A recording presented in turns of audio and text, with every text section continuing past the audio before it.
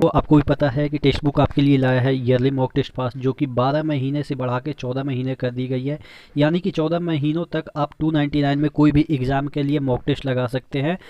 लेकिन इसमें भी अगर 10% का डिस्काउंट यानी कि 269 में यही वाला चीज़ें आप चाहते हैं तो एक coupon code ER Manish use कीजिएगा, तो आपको चीज़ें 269 में प्रोवाइड कर दी जाएगी। नीचे डिस्क्रिप्शन बॉक्स में लिंक चेक कर लीजिएगा, वहाँ पे इसका लिंक दिया गया है, तो वहाँ से आप एक बार चेकआउट करके बाई कर सकते हैं।